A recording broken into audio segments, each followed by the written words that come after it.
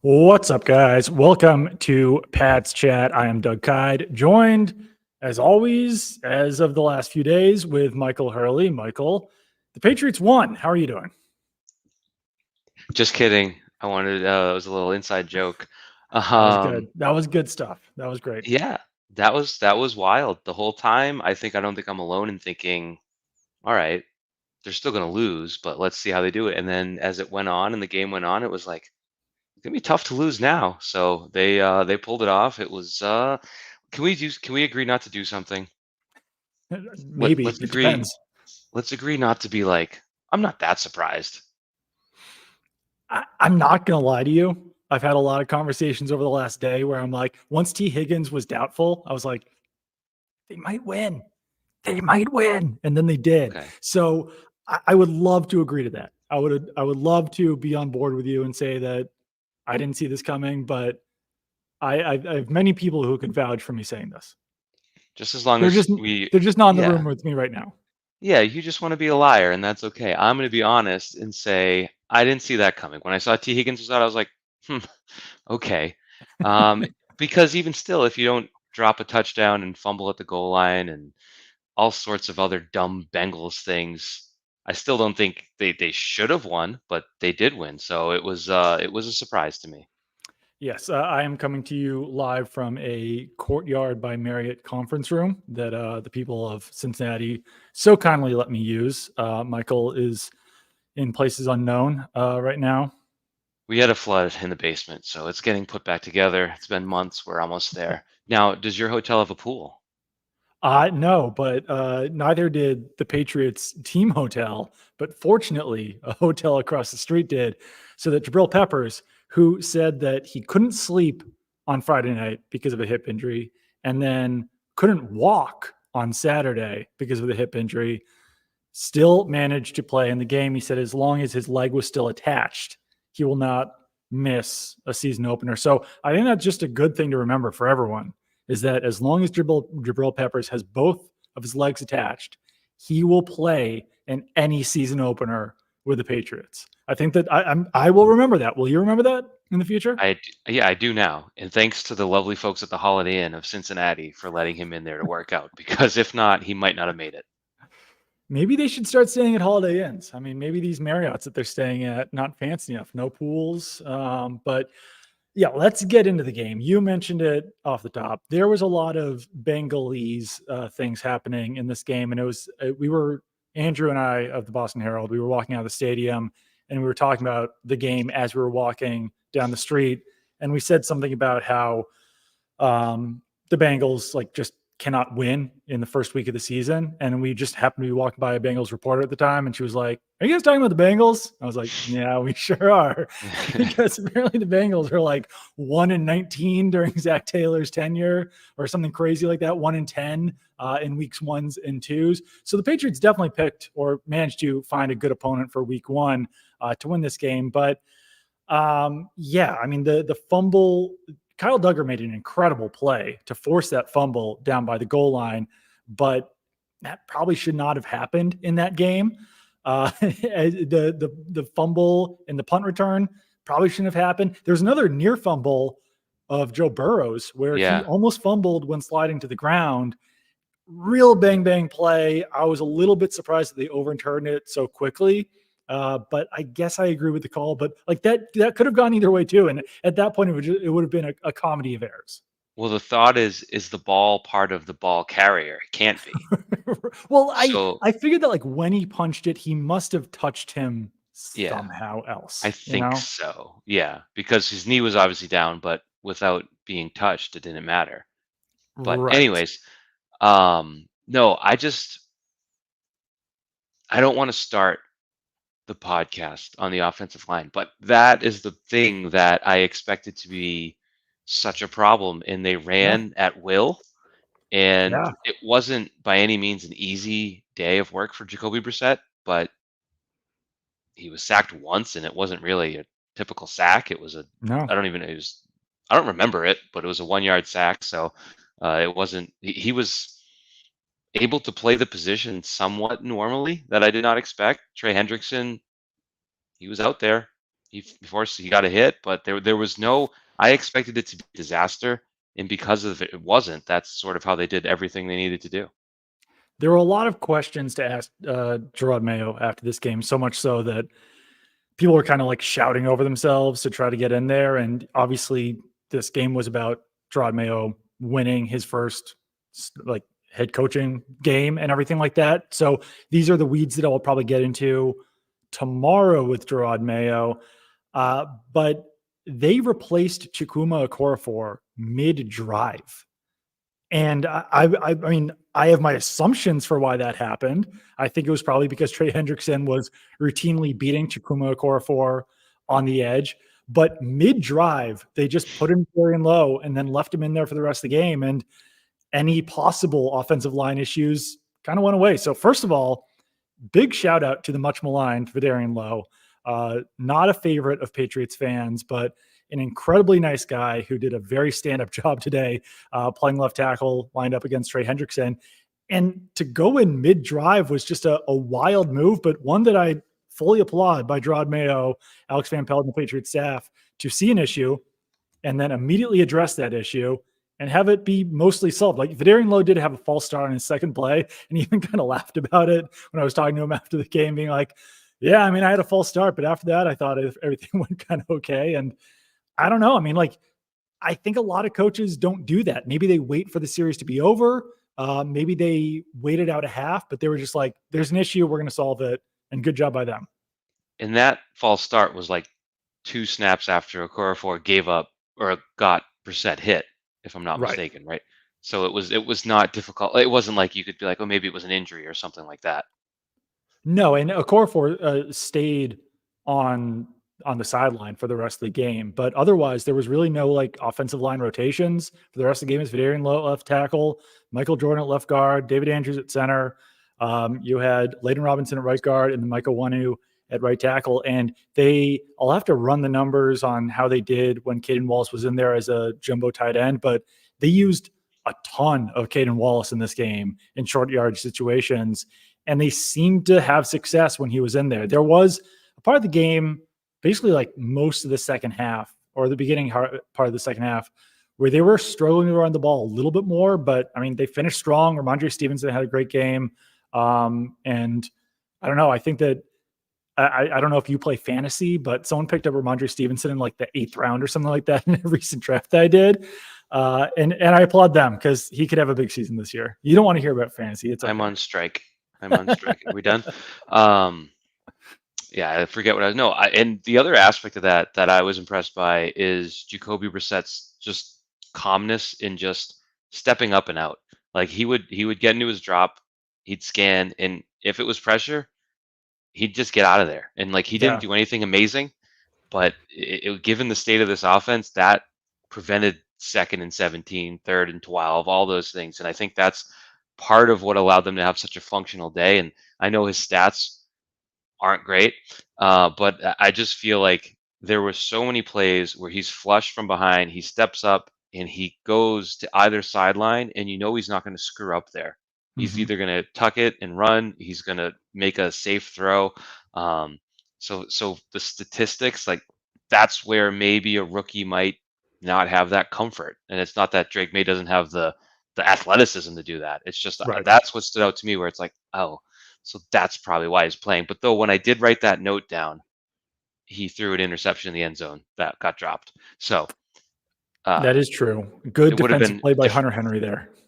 It would have been a different story had that not been dropped. Yeah. So Jacoby Brissett, outside of his kneel downs, had 4 rushing attempts for 30 yards. Plus, he went 15 of 24 for 121 yards.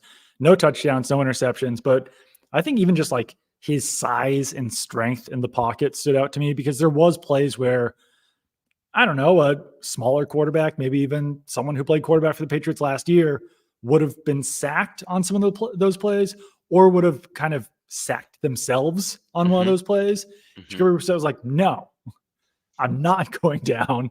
I'm going to escape the pocket. I'm either going to throw the ball away, play to pass, or just run. And he's not the most athletic quarterback, but he's athletic enough in those times to average whatever 30 divided by 4 is. which my brain is That's it's too we're gonna go difficult with for me. seven and a Seven and a half. quarter, so 7.5. Yeah, 7.5 Seven and yards a per half is carry. what we're gonna go with. Not terrible from Jacoby Brissett on the ground there. And not a lot of big impact plays from the receivers, but Jacoby Brissett loves himself some tight ends. So Hunter Henry and Austin Hooper were definitely involved. And Tyquan Thornton led Patriots receivers, wide receivers, with 27 yards. Yeah, which was all on one catch pretty much. But Most 17 on one catch, yeah. Osborne I thought was pretty good. He was sort of the third down safety net a couple times, which stood out. But um, Brissett did get that one shot from, was it Logan Wilson, right up the A gap untouched, Yes. Yeah. Layden Robinson probably should have done something about that. blocked him. Moved over a little bit, impeded his Yeah, progress in some sort of way. Yeah, it would have been. It's funny that you bring up KJ Osborne because I feel like all of Jacoby Brissett's worst throws were also to KJ Osborne, where it was like either like way in front of him. There was one that was like really high to him. I think that maybe those two just need to work on the chemistry or something in there because it seemed like outside of the throws to Osborne, and then that one obviously in the end zone to Hunter Henry, which Brissett threw off his back foot, severely underthrown to Hunter Henry. Geno Stone almost picked it off. But once again, good job by Hunter Henry to knock that ball down. And I asked Jacoby Brissett this week about his interception, his like low turnover rate. I don't know if I mentioned this on the other show, but he's dead last. Like he has the lowest interception rate in NFL history, tied with Aaron Rodgers. That's a real statistic. But he was like, yeah, some guys just kind of knock the ball down rather than pick them off. And that happened again. But I don't know. When it leads to a 1.4 interception rate in his career, that's not bad. yeah, you did say that the other day. So just now it's been Just a fun reiterated. stat. And there I was was trying to figure out how many interceptions Aaron Rodgers would have to throw for them to no longer be tied, and it would be a lot. He would yeah, have to throw a lot of interceptions with no completions. So they're gonna be tied for a while. he's on the Jets now, so don't rule it out. I thought it was kind of wild that they were like, you know what, you're gonna play on Monday night again. You're gonna play your first game of the season on Monday night again. It went Well, so well last year. We're gonna run it back. then they said he kind of owes us some, which is a very nice treatment of human beings by the NFL. So they're nailing it as always. Special teams. I know no one really wants to hear about special teams, but like special teams in this game played a major factor. Punt Joey Sly, coverage, really. 3 of 3 on field goals. They were all relatively short, but he hit them all, which is more than you can say for other kickers that the Patriots have had in the recent past. Brendan Schooler, 3 special teams tackles, which is pretty much the equivalent of having like 30 tackles on defense in a given game. Joe Cardona with a forced fumble. I asked him after the game when the last time he had a forced fumble was. I was expecting him to say like 8th grade. He was like, my senior year of college, which I was still like, I don't know. That was not that recent. He's been in the league for like 10 years. So you don't usually see a forced fumble from a long snapper. So overall, yeah, Bryce Behringer had good punts, much better than in years past for the Patriots special teams. Yeah, I was a little distracted because the Bengals punter can just kick the ball to the moon. 80-yard punt to start the game. I was like, hello. But no, the And it punt coverage almost stood went out. out at like the inch Oh, line yeah. too. It was so close. That would have been the greatest punt in NFL history.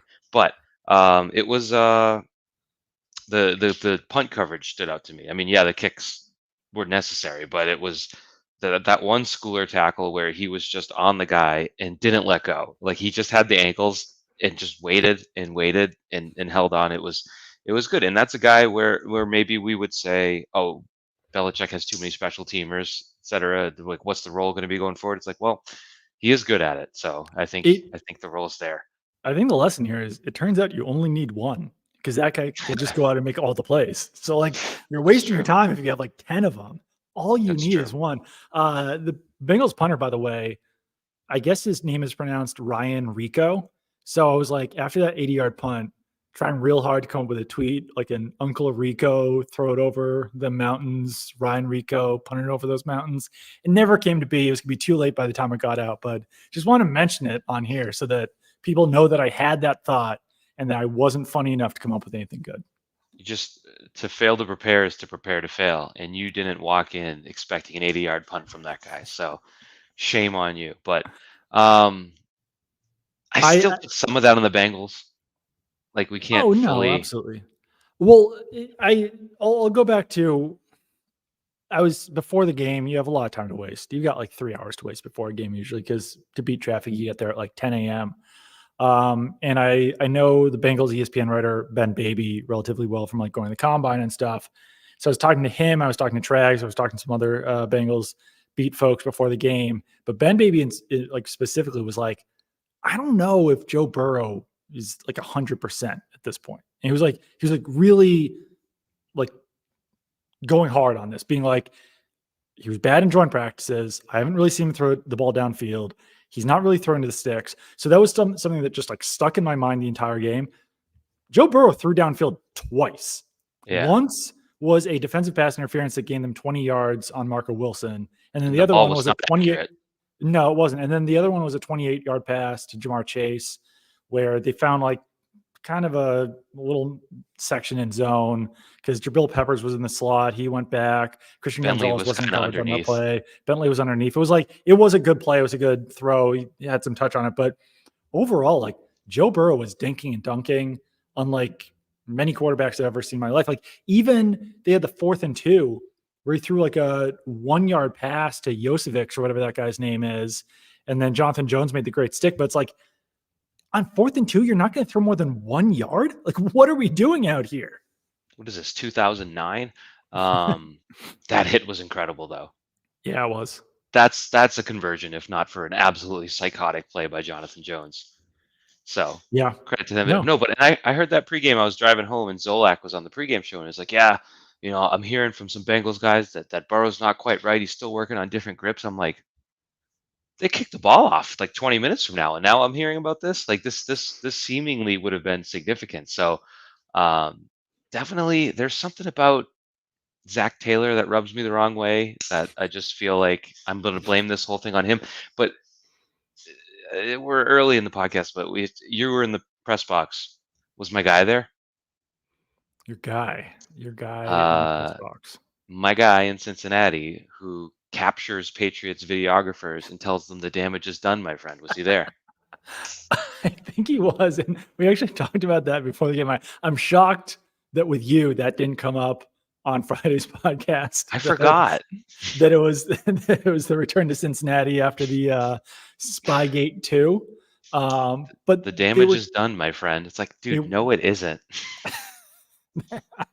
I do actually think that Bengals beat writers still think that there was something nefarious going on in that situation. And like I thought we all reached the conclusion that it was There's a man nothing, but filming the football game from the press box because he was doing nothing, right. But the damage was done. What was the my friend. Patriots punishment on that? Did they lose? They lost Third a rounder, I third want round to pick. say. That's a lot. Yeah, it was. Well, it was. I mean, we know these things were done as means of parody, and Yeah. so the Patriots had not. I think that was 2019, Hmm. right? 2019. Yeah. Yeah. Yeah. So they hadn't yet petered out of the, dominant. They were coming off a Super Bowl. They had the Defensive Yes. Player of the Year. They had Tom Brady, so it was like hammer him. But they don't need to do that anymore. They could send 6 cameras in there, and then the NFL will be like, whatever. That's really the damage is not done, my friend. For anyone listening on Monday or Tuesday or whatever, we are live right now on YouTube and Twitter. So in the future, feel free to listen that way. But for the people who are watching on YouTube and Twitter right now, I just urge you to subscribe to the Pat's Chat podcast on YouTube or wherever you get your podcast. So just want to take a break to say that real quick. But let's talk about the defensive performance a little bit in this game as well. Keon White, we were both saying on Friday that we wanted to see it on the field before we actually started, pumping Keon White's tires more moving forward. He had 1.5 sacks in like 17 minutes of the game, and then he added a second and a half sack. So overall, I think Keon White proved something in this game and proved that the Patriots should be able to get after the passer relatively well, even without Matthew Judon and Christian Barmore. I don't think that there was necessarily like a consistent pass rush in this game. So that is something that could still come up in the future. But overall, no one can complain about Keon White's performance in that game. Yeah, and they did say on the broadcast, like, and he's part of the reason why they felt so comfortable trading Matthew Judon away. And I was like, I don't think they did it for football reasons. But No one can I of ask you? consequence says Judon here, by the way. Good timing. Um, Now here's a question. We knew Josh Uche switched to Joshua Uche. Did you know he's Uche now? Yes, it's Joshua Uche, but I think I mean, maybe it is. Maybe it was. Maybe the intention was that both were changed. But Mm, I almost feel like maybe it was like a. I don't know. Maybe Uche was what he was intending to change the pronunciation of, mm. and someone got mixed up and was like, "No, he's Joshua." Yeah, but yeah, it's Joshua Uche.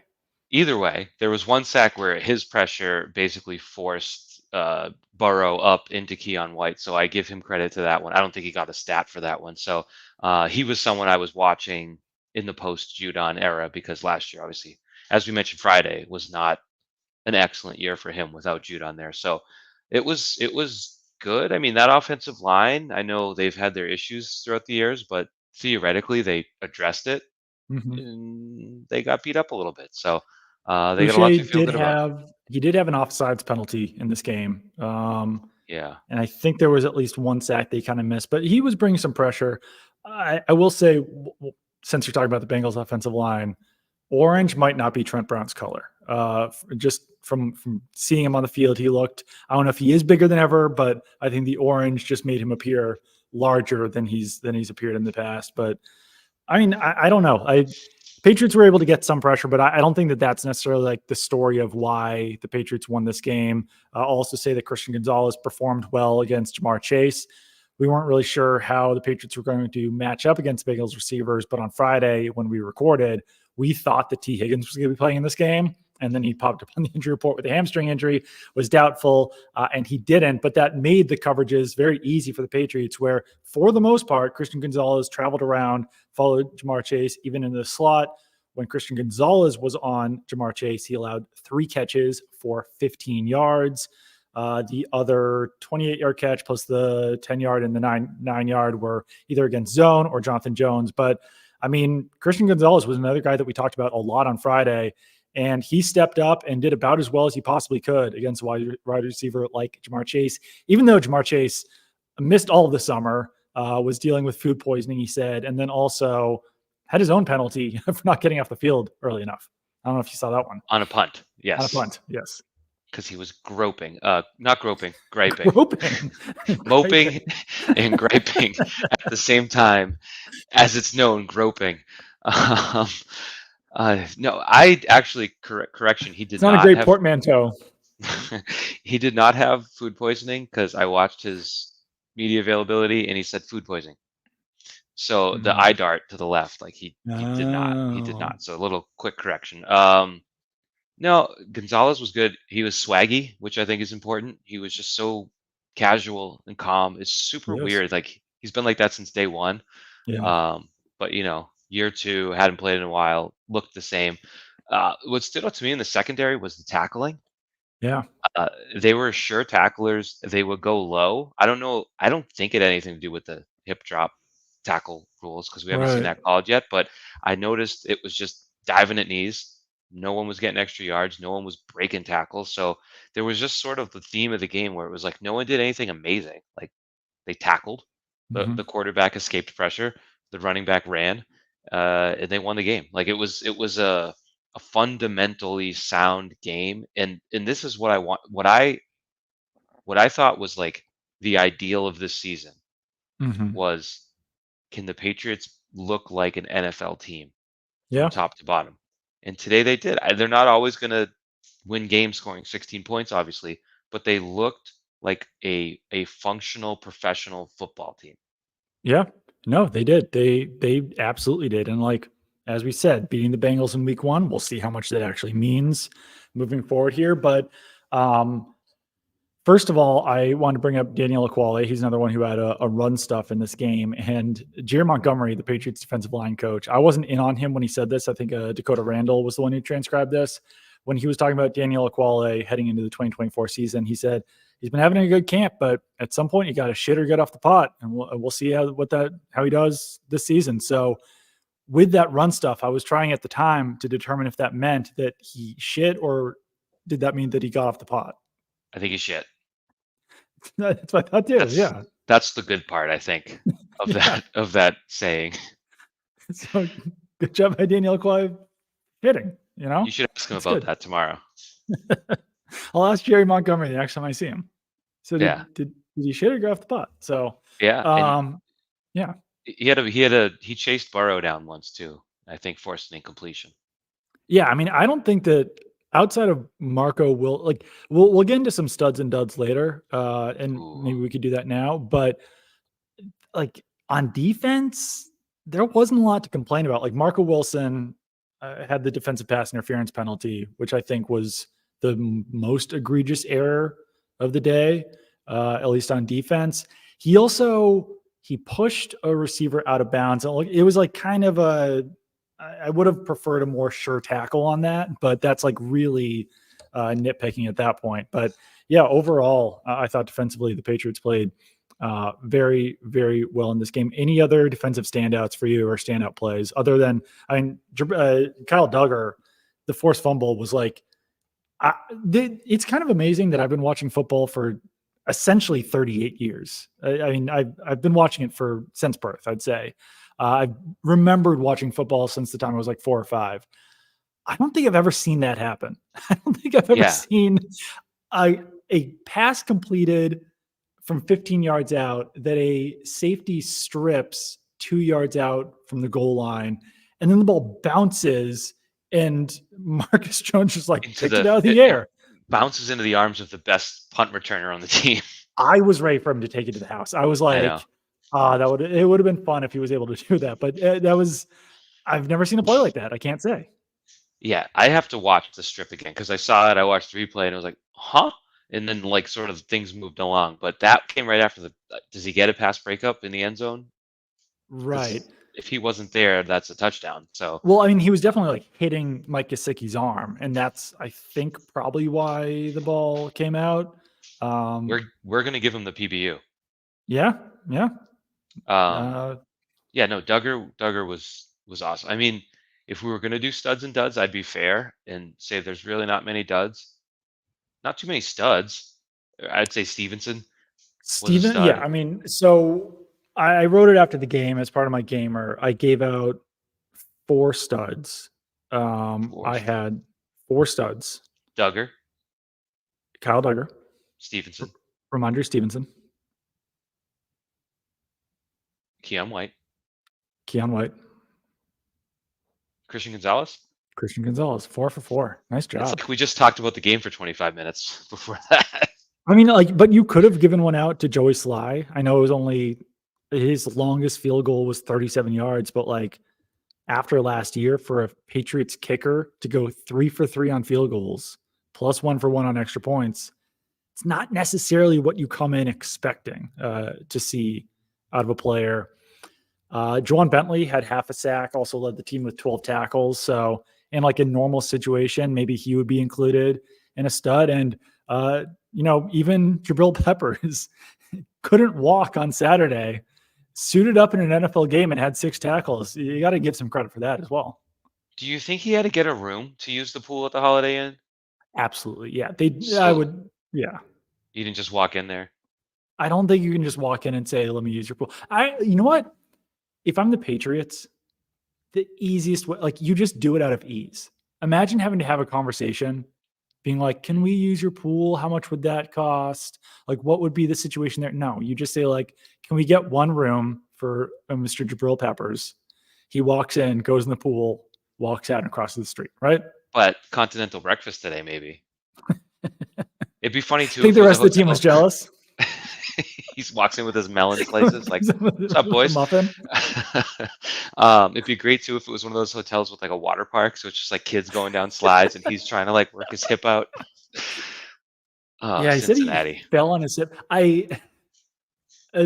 Speaking of like people hurting themselves, Jacoby Brissett did take another shot in the game too when he decided to like do a jump slide rather than just like a slide.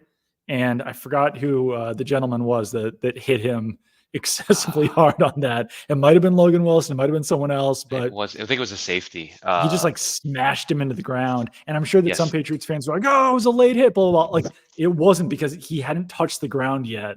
But he touched the ground very quickly because a human being landed on him very hard. Yeah, he touched the ground and it was like whiplash because of how hard he got hit into the ground. So it was. I thought he might come out. I thought that was like protocol almost because of how hard his head slammed into the ground. Yeah, But but you're right. he's That was Brissett caused, not anyone else caused. I mean, I've always seen people talk about like why don't these guys like know how to slide or whatever, and I don't think the Patriot like Tom Brady was always like pretty good at sliding. Not that he had to do it very often. Um, He kicked. Who'd he kick? kicked Ed Reed. It someone. I was don't think Baltimore. so. He was a Might kicker. yeah he did. Mac Jones do that too? I'm just gonna say probably. I also did. Someone told me before the game that Bengals players still not very big fans of Mac Jones after That was dirty. because Eli he had Apple. the dirty play. Yeah, yeah. We don't need to That talk about was Mac Jones, but that was really bad. I think that as I said, like there was enough of those plays that I mean, like whether it was just a competitive streak or whatever, like he needed to curb those, and hopefully when he gets back on the field at some point, he How does. about this, Yeah. Doug? Let me ask you. You were witness to history today, and that was witnessing the dumbest challenge in NFL history. Tell me about how that was to see play Okay. out over the course of 7 minutes. So I it was incredibly dumb. But I want to say it was even dumber by the officials because they didn't know that he fumbled. Right. What? Like, Like how is that everyone scrambled. possible? You know what though? Like the play-by-play didn't know he fumbled, even though Really? everyone scrambled, recovered the fumble. Everyone's pointing both ways, and it was like he fumbled. So So somehow it was hard to see. I'm incredibly good at my job. I'm usually watching the game with binoculars, and I'm sitting with Greg Bedard on one side, Andrew Callahan on the other side, watch them with binoculars, watch them play. I go, he fumbled. I knew he fumbled. Once Yeah, again, I have I two knew he people at fumbled. least who can I knew attest that it. he fumbled the ball. So he like he won the challenge because he fumbled the ball. But like also because at first I didn't know what he was challenging because I didn't know that they didn't know that he fumbled. So they were like they said that he's challenging whether he was down or something like that. I was like, whether he was down, what the hell are you even talking about? Like he fumbled the ball, then recovered it. Of course he was down. But then so they won the challenge, but it didn't do them any good because it was very clear that he just fell directly on the ball. And I think there's an exposure of an NFL problem because I think let's say it's fourth and well, fourth is a bad example because it's automatically. Let's say it's 3rd and 2, and you run the ball and they mark it 2 yards shy of the sticks, but you know you were closer. If you challenge and they were wrong and they respot it, but it doesn't get the first down, I feel like you lose your timeout. Right. Yeah. I don't think, yeah, if it doesn't like benefit you in that situation, then yeah, I think you're right. So you could So be right and you could lose your timeout, and then you can kind of be wrong but keep your timeout. yeah, I guess it depends on the wording of how you challenge it. Um, but it was a very dumb challenge, and overall, it was a big waste of time. But you know, it was a short. I don't know what time did that game end. It was The about first half was 4. like an hour long. Might have been like 10-4, 5-4. Yeah, so I mean, maybe the NFL was like, "Can you challenge this? We need this game to go on a little bit longer. Like this game's Yeah. just not lasting long enough." It's like a modern day baseball game. Yeah. Um, as far as duds, so did you have any other studs? It didn't sound like you did. I mean, just the O-line wasn't like, oh my God, they dominated, but they played well. They were representative of an NFL offensive line. So I give them credit for that and the run game. So Yeah. I'd throw all 5 of those guys. I wouldn't put Okorafor in there, I guess, because he got taken out. So he's not in the party. Ramondre Stevenson, 25 carries, 120 yards, 4.8 yards per carry, one touchdown. He had a lot of key runs, but in that last 2 minutes and 9 seconds of the game to pick up two first downs, like on four carries, was But enormous for the and it's like, Patriots. who's getting the ball here? Like, what are the Patriots going to do? They're going to give it to 38, and he still got it. And they broke free for that last one. He had a lot of nice quick cuts behind the line. I'm Yeah. getting skewered on Twitter because I wish he like when that one long run. I don't know what Mm, quarter. He had the whole field and he broke back into where all the defenders were and got tackled. And mm. everyone's making fun of me on Twitter for not knowing ball. But I know ball, Doug, and he should have cut that one outside. Do you Anyways, even watch football? I never have, but I'm thinking about giving it a whirl. You did say earlier that you were listening to the game from Scott Zolak, so you never No, know. pregame. Okay. Yeah, yeah, I'm a listener. Sometimes I go in the press box and I just listen. Yeah, you close your eyes, take in all the action. This is an aside, but I was really impressed by the Bengals fans all wearing orange. Like it was a sea of It was orange. Like cute. they It was all very got cute. the memo. It was very cute. The Bengals players were all in orange. The fans were all in orange, and it was just it. They got quiet real quick, but they were all wearing orange. They were wearing a loud color. Orange is a It was loud color. adorable. It was adorable. It was very But like cute. you'd think like not to get too far into this, but like you'd think that about half the jerseys, if not more, that they own are black jerseys, right? So you would Or think that if white. you're going to a Bengals game, you'd want to wear the jersey that you spent $100 on. But instead of doing that, they all collectively decide to wear orange. So good job by them. I have nothing to add. It was just like kind of fun being good environment down there in Bengal Land at Paycor Stadium. They served us some of their weird chili at halftime, and I had it in hot dog form and spaghetti form. You put the chili on the hot dog, or you put the chili on spaghetti, and you put cheese and onions on it. Much better with the hot dog than with the spaghetti, I'll say. It's just like, why did that become their thing? And why are they proud of it? Because it's just like I could go upstairs and do that, but I don't. So why would I do it there? It's a How good many question. Yeah. how many buds? A hot dog got like 2 buds. I'd say the spaghetti got like either a not for me or 1 bug. They're like the hot dog had enough flavor where like the chili was like didn't take away from it.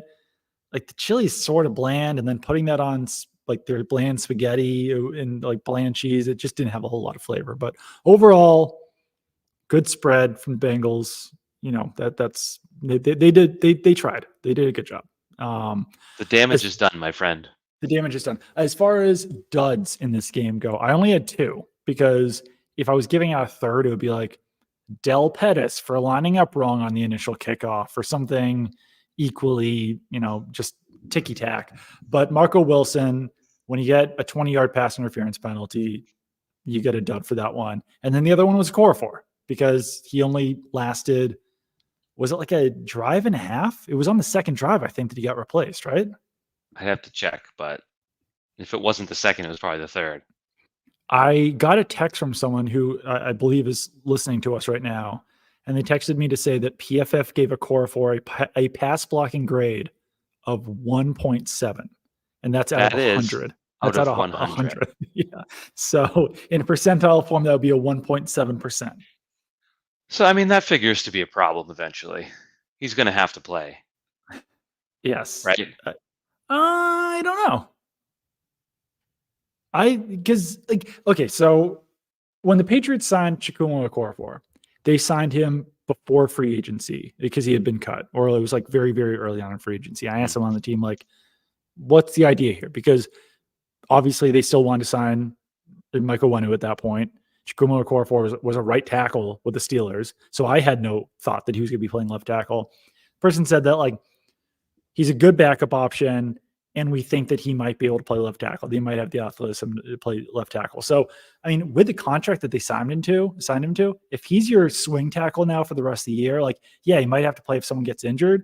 But I think that in week 2, they'll probably trot out Vidarian Lowe and the rest of that offensive line and just be like, we're good with this. Chukwuma Okorafor could just be a backup. And I know that sounds kind of weird because Okorafor was a starter for all of training camp, but you want to keep Wenu at right tackle. He looked good out there. Vidarian Lowe looked better than Okorafor, so I think that's what makes the most sense at this point, right? Collecting multiple right tackles to play left tackles doesn't always work out. Especially when you move your right tackle to right guard and then move them back to right tackle. Yeah. Yeah. But I mean, they survived. Well, let me ask you that. This might be zooming out because I don't have any more duds. I mean, no, I think those were the only 2 real ones, right? it was a pretty solid game. But I said Friday, like if you can come out of this 4-game stretch 1-3, that's about expectations. I didn't have this 1-0 start. So like So now you have them for 11 wins? Maybe 12 if we're being honest. No, but I just think really sticking on like the 4.5 thing. Like I felt comfortable in saying like I don't think this changes the outlook of their season. I don't think we're talking about a playoff contention. There was a point today though where you're like they could come out of this in first place when the Bills were down big and the Dolphins were down big, but they both came back. But I thought you meant for the season. I was like, I don't know if you were watching the same game as me, no, but just I'm today. glad that that's not what you meant. Yeah. For a moment it was like they're going to be in first place for a couple days, but no, they. I think what this means for the outlook of the season is like they can win some football games, and it's not going to be the miserable trudge and sludge that last year was. No, and I think that I believe that my colleague Andrew Callahan wrote about this, but like there's a path, there's a formula to victory for the Patriots. And sure, maybe that might involve the opposing team's second best wide receiver and potential Pro Bowler to get hurt. But not every team has two top tier wide receivers. So it's mostly a joke, but like if they do run the ball well, and if they do play that well defensively, then yeah, I think that this is proof that they can win games, that this might not be a 4-win team. I think that coming out of this game, like I asked Ben Volen this just in the press box, I was like, what's your updated projection for wins for this team? And I don't want to give away what he said, but I was like, yeah, it might be around like 5 or 6 now. And like, I'm ready to be proven even more wrong about that because maybe it's more than that. Like, I do think they could beat the Seahawks. I think that if they come out of the next 2 weeks 2-0, it would be really fun. Like, sure, it's entirely possible that then they go, they win 2 games or 3 games or whatever it is for the rest of the season. But I don't know. I think that vibes should be significantly higher after this game. They weren't supposed to win it. They were the biggest underdogs in the NFL this week, and they won. Yeah, thanks to PFF who made them 8.5 point underdogs. And I think who said that? I forget. Devon Gotcha, I believe. Yeah, Godchow, killing the PFF guys. But I think to your point, there's a path to victory. There's a blueprint or whatever you want to call it. And they didn't necessarily hit all of it today. Like there is a lot of room for improvement offensively. I saw this from Mike Reese. Their longest play was 17 yards, which means they're the first week team to win a week 1 game without a 20-yard play since the 2015 Broncos. Wow. So thanks to Mike Reese for tweeting that out, a big friend of the Pats Chat podcast. Love Mike But no, Reese. like the offense has a lot of room for. It's not like we witnessed their best game and that's why they won. We witnessed them play fine, and you play fine, you'll probably lose that game half the time. I don't know, but Yeah. there's I think that offense, even with the personnel in there, can play better than we saw today. So I think there's going to be games to be won. What did you think of Gerard Mayo's coaching in this game? I know that you can't take away a ton from coaching in one game, but I thought that the Patriots clock management, whether that was Gerard Mayo, Alex Van Pelt, or Evan Rothstein up in the booth, was a plus in this game. I mean, they drained the clock at the end. They drained the clock to end the first half. I think that all those decisions that the Patriots have to make, play calling wise, play clock wise, were overall positives and significantly helped the Patriots win this game. Yeah, and they got that offsides right before the 2-minute warning, where it was the case of like good coaching versus bad coaching. They were the good coach team or the Yeah. well coached team in that case. There was no like when they lined up for the tush push on, was it 4th and 2? It's 4th and 2. Yeah. I think we all knew they weren't going to do it, but they didn't do it, so that was a good thing. I think there wasn't anything like critical Yeah. in terms of like critical moments or anything like that. So I mean, it was sort of a non-starter, but they were fired up, and they all said. I think most of them seemed to be like, "No, we don't listen to the outside noise." Okay. Yeah. I'm sure you don't listen to everyone saying you're going to suck. You might not win a game, et cetera. I'm sure they don't listen to all of it, but I know that they're aware of plenty of it. So I think he had them ready. There was a good shot on the sideline of like Jabril Peppers firing him up before. This was before the Gatorade shower and all that. So, I mean, they believe in him. Yeah. No, absolutely. Gerard Mayo recently said that they don't listen to the outside noise, but then like within the same answer, he said that you should take motivation from that if you're hearing that from like family, your friends, or something like that. So They say they don't hear the outside noise, but I think that ultimately they do. It's a Um, loophole. yeah, yeah. If they don't hear it themselves, and instead they hear it from their family and friends, then they're not technically hearing it from the outside. They're hearing it from the inside. It's a good loophole. You're right. I closed that loophole. But no, I think that overall, good coaching performance from Gerard Mayo. I think that sums up most of this game. Do you have any kind of additional thoughts? I just I tweeted this one out too. Like they didn't get the memo they're supposed to suck.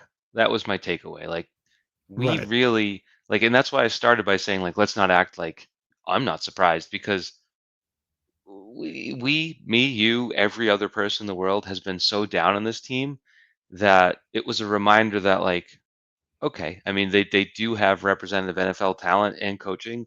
I still don't think they're going to win enough games to make it a great season, but it Mhm. was sort of like a slap in the face. Like these are professionals, Yes. these are prideful people, and this is the NFL. So I don't know where it goes. Maybe we're still wrong. Maybe they are going to have a good season. I think that's my takeaway. Where it's like, oh right, you still do have to play the games. Yeah, 100%. Did you hear Bill Belichick's comments about Drake May from this week? I like saw them on Instagram. It seemed like an old man, sort of like there's aspects where it's like yeah, sitting like Brady Mahomes didn't play. Maybe that was the best thing for them, and but then there's like he's got to work on these footworks and mechanics and stuff, and it's kind of just like I don't know. It's weird, is it not? It is, but like for I thought that like I don't know exactly how to take it in all reality, but I do think that it's an uncomfortable situation for him to have to comment on Drake May, Hmm. because everyone kind of knows what it entails when he's talking about it. But it did feel a little bit harsh. It didn't feel like the reality of necessarily what we saw on the field from Drake May during the preseason when he played well. Like he probably Right. like earned a starting job in most situations. Yeah. To be fair Does though, yeah. like he was critical of Caleb Williams. Yes. I didn't catch him on Jaden Daniels at all, but No. yeah, so it might just be his stance. Which is Did weird to because he's the same one that cut Cam Newton so that Mac Jones could play. It's true. Did today's game change your opinion at all about when Drake May should play? Ah, that's a good question I know because it is. great job. First of all, let's take a break. Nice job because again, the stats, whatever, none of the plays, did they throw the ball more than 20 yards downfield at all? I mean, I don't think so. I don't Yeah. think there was an incompletion of because their longest play was 18 yards, 17 yards, whatever it was. Yeah. I don't think there was an Uh, incompletion longer than that. so, I mean, there's obviously a lot to be desired there, but there was a lot of calmness and coolness outside of the near pick in the end zone that is why you have Jacoby Brissett in there. And then the physical withstanding that you mentioned, Mhm. where he's a big boy, like he can take some of those hits. That one to the ribs, he was in pain. That one where he slid, he was in pain, but he stayed in. He played well. So I would say if you were hyper Drake May vigilant, you might have gotten some patience from this because could Drake May have done better in some cases today? Yeah, but his mistakes might have been more detrimental than his pluses would have been. No? I think ultimately where I land on this is that it doesn't drastically change my thoughts. I think that you can like if you're going to win with Jacoby Brissett, like you might as well see in the next few games how this continues to look. I will say though that like the offensive line held up, the pass catchers were good enough. Like if those are the concerns that are keeping you from starting Drake May, then I think that some of those concerns are lessened after this game. That like okay, maybe he won't get obliterated by the offensive line, but I do think that there are some of those plays where like I think that he could probably evade the pocket as well as Brissett. He's not as big, but just with athleticism alone, I think that some of the scrambles could have gone for longer if Drake May was in there. I do think that there's some plays where in some situations it didn't fully seem like the Patriots trusted Jacoby to throw the ball, and maybe they wouldn't have done the same thing with Drake May. But I don't know. Like I think that if all you're asking out of Drake May is to do what Jacoby Brissett did in this game, I don't think it's too much to ask. So maybe it is still a situation where, like, if the Patriots continue to play this well in 3 or 4 weeks, then, like, if you think that Drake May gives you a higher upside, then maybe you put him in there. Yeah. Well, I mean, they're not. I mean, if they're winning, they're not going to make a change. That's really Right. it. And so let's not ignore that, but also let's not assume they'll be 3-1 heading into week 5. Like they could be 1-3. This Right. this this might not be as significant a moment as it might not end up being all that significant. If we were looking at it as I was a Drake May October guy, and still I think if you're 1-4, 1-5, and like you said, Mhm. if it's relatively safe to play quarterback for this team, then I would still make that switch. But if they're 4-2 somehow, they won't make that switch. That would be bad It'd be a business, little I weird, think. yeah. Did you see this graphic that the Patriots posted? I'm about to wait. That's the wrong thing. I am dumb. Hold. You followed up your good question by being dumb. Oh, I'm an idiot. I think this is going to work. For those This is watching, you're going to exciting. see a graphic in a second. I hope. If you're I'm bringing it up listening, myself because I don't believe in this. then so this was Oh, Jacoby Brissett's travel takes that the Patriots posted on their social media. Top 5 travel essentials. And they were phone charger, shoes, headphones, wallet, and toiletry bag. I mean, a lot of people are giving him crap for this, that maybe they're a little bit obvious. Okay, so you're going to travel without shoes. That seems like a dumb idea. You should probably wear shoes. You travel without headphones. Where are you going to listen to? Travel without your wallet. How are you going to get on the flight? You travel without phone charger. Oh, cool. Your phone's dead. So those people who are nitpicking at Jacoby Brissett's travel takes, maybe you should listen to him. I think he'll be in a better shape. he doesn't bring his phone with him? No, he does. It's essential. It's his travel Where's his essentials. phone? Oh, god damn, you're right. Phone Someone, charger, useless. someone, Headphones, useless. someone on Instagram made me laugh, and they were like, "He's not gonna bring clothes. Like, what's he gonna Yeah. wear?" Do you think they Yeah, even interviewed him for this, or do you think they just threw it together? I would hope they didn't throw it together. If they threw it together, I'd be very angry if I was Jacoby Brissett. Then they made him look like an idiot. You I just got to bring shoes. I thought you were gonna post they did the game preview takes and they're can't see it. It's all Bengals. Everyone picked the Bengals. Oh, that's funny. No, I want to put in Jacoby Brissett's travel tips that you got to bring shoes. I I have a theory. Like maybe he was like, "Oh, I bring like nice shoes." Like, oh, you got maybe like instead of phone charger, he was like trying to say that you bring one of those like bricks that's like the battery that like you can plug in. Like, I don't know, but just I loved it. It was You good. got to bring your wallet. I hadn't thought about that, but now that I think about it, the next time I travel, I will probably bring my ID, my credit cards, anything essential to what I need to leave the house. Now I will bring thanks to that great travel tip. Yeah, and I mean, even like if you don't have TSA pre-check, you got to take your shoes off. Like you got to remember them after you come out of security. Do you So know, Doug, when I went to Disney World in April and we went through security, 3 kids with bags all over the place, like or 6 in the morning. We were waiting at the gate. We get there like maybe 15 minutes before boarding. And I went up to ask something and I went to ask to gate check some bags yeah, and I didn't have my bag. And I said, um, I need to go back to security. She's like, well, sir, you won't make it. I was like, what? I was like, I'm like so I ran through the airport, like full sprint. And this was in Terminal C in Orlando, which is like, it was like yes, 500 yards, enormous. Yeah. maybe more. And so I'm like, and I'm like, there's people in the food court. I'm like, I'm going to pull my hamstring in front of all these people and like just be laying going, ow. I didn't. I get to security. And of course, they're like, yeah, 1 second, sir. I'm like, they told me I'm gonna miss my flight. I can see it there. Like, and they were like, 1 second, sir. I'm like, I'm gonna get arrested. I'm gonna get I arrested. don't have 1 second. The guy was intentionally slow. I get the bag and then I ran it all the way back. We made it with like 5 minutes to spare, but it was a terrible moment. But that whole run, I'm like, don't pull a hammy, don't pull a hammy. Because just picture me in a big airport, a big food court, and just going down like I got shot. Would have been really funny if I had I would have seen missed it. the flight. It would have missed the flight.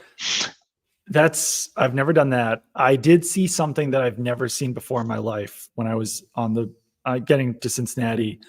I don't want to like name a name here because I don't want to spill anyone's business, but there was a lot of Patriots related people, media on the flight to Cincinnati from Boston. And we were, I don't know what time it was. It was probably like 11:30. Our flight was boarding at like noon. And someone asked someone at the ticket counter, "What time are you going to board?" And the person answered, and the person said, "Okay, I'm just going to run to my car real quick to grab something and then come back." And the person at the ticket gate was very nice. And she was like, "That's wild. You're not going to make it."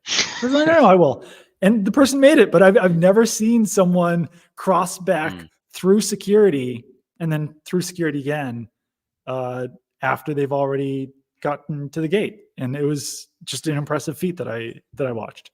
Logan Airport notorious for having cars close by to where you're getting on your airplane. No, yeah. And this person did this in like 15 minutes. It was incredibly fast. I was very, very, very impressed. I'm going to need you to name a name.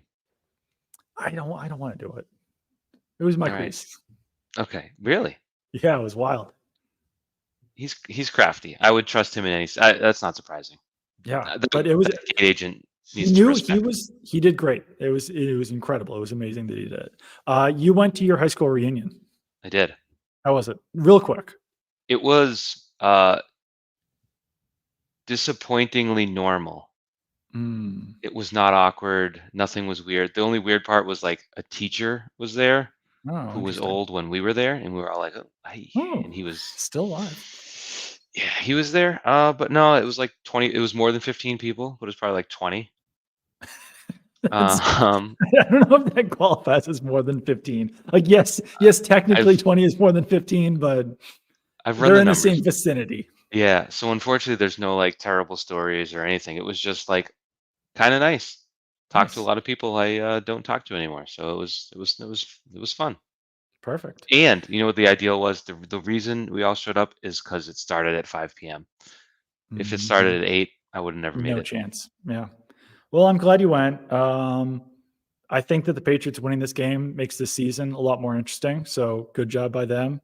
Seahawks looked good today. So next week, challenge. For the first half, I'm sure you were busy in the locker room and stuff. The Seahawks had 9 points forever. And I'm like, Patriots might start 2-0. So I'll be interested to watch that game a little more closely and see what next week looks like. Oh, did you catch Tom Brady as a broadcaster? Yes. I heard people said it was bad. I didn't listen to any of it. Was it bad? Do you know how there's a pacing where a play-by-play announcer speaks and then the color commentator comes in? Mm-hmm. The play-by-play announcer would speak. There'd be it would feel like a millisecond pause, but it was probably like 5 seconds. And then Brady would say something. He just seemed he's trying to be perfect. He reminds me of like a golfer trying to like do the perfect swing and like hit the perfect shot instead of just swinging away. So I'm sure he'll figure it out. And ultimately, like, it's not that hard of a job. People overstate that. It's like, you got to be like, watch this. This guy makes a great play, and you always want to make great plays for your team. That's it. So he'll figure it out. But yeah, it was not great. But then, like, the Browns sucked so bad that I stopped watching. So maybe he got better in the second half, but I kind of tuned out. People did seem to think or say that he did better in the second half. But yeah, that's interesting. I thought he would just be phenomenal at it. So I was a little bit surprised when people said that he wasn't. Even people like during want him to fail. Even during the introduction that I did watch, because I watched it after everyone was saying how terrible he was, I was like, yeah, the pacing does seem a little bit off on this. He seems to be taking a lot of pauses. Maybe doesn't know how to speak in a complete sentence. Think that he did. I've heard him do it, but maybe he forgot. Yeah. No, he'll be fine. It's Kevin Burkhardt, right? Is the play-by-play? Yeah. I have that right. So they would come on screen and it would say Kevin Burkhardt, it would say Tom Brady, and underneath Tom Brady it said 7-time Super Bowl champion. And under Kevin Burkhardt it said NFL on Fox. He works here. It's like, damn, put some accomplishment there. Poor Kevin. Yeah, like, I mean, I'm sure he's probably won like 7 Emmys, you know? Right. He's good at his job. Emmys seem pretty easy to come by. I don't have one, but I'm sure a lot of people do. There's a whole dark underbelly of New England Emmys I can tell you about. Wow. All right. Well, that's a tease for next episode. We will be back with you guys at some point this week. Full disclosure, we have not hammered out the full details of when we're going to be recording these, but we're doing a pretty good job so far. We got 2 episodes down. That's more than the last time we came back. So Yeah, and thanks to everyone that listened. yeah. Out of the blue, we kind of came in out of the blue. So in short No. notice, we appreciate it. And for anyone who's watching on a stream of some sort, subscribe to the Bats Chat podcast, like I said before, on YouTube, on Spotify, on Apple, on iHeart. This is an iHeart podcast, iHeart radio podcast. So that's where you can get it too. And if you already subscribe, I'm giving you homework as well. You got to rate, review, do all that good stuff too. You're not. Yeah. Go what? ahead. No, yeah, No, no. I interrupted you. I was going to say that, like, you have responsibility too. I am not letting you off scot-free. So yeah. Oh, me? No. Anyone Oh, who's already subscribed. So it backfired once. One time I was like, give us 4 out of 5 stars, so we have something to like Oh no, strive you for. can't do And then that. someone was like, I gave you 4 because you asked for. I'm like, damn, that backfired. And dragged us down to 4.9. A little inside radio. I told you I'm getting dragged on Twitter. It's always a bad sign when you go and it's 20 plus down there. Ooh, yeah, that is You bad. you just kind of look and you're like, you know what? We're gonna move on. I'm at 16 right now, but I don't think I'm getting dragged. I think people just like my tweets. Yeah, sometimes it happens, but it's the 20 plus usually 20 plus is not not positive. good. Yeah. That's not positive. Especially when there's not, especially when you haven't tweeted a lot for the day. Yeah, not great. Yeah. So thoughts and prayers to you and what you're gonna be going through on Twitter for the next day or so. I'm just gonna go to bed. Do that. Go to bed. Yeah, you have to get up early tomorrow morning for your radio show. True. Mm-hmm. Tune in to Michael's radio show. WZLX 100.7, 6 to 10 a.m. 6 to 10 a.m. All right. Well, I will talk to you later. Thanks for listening. Bye.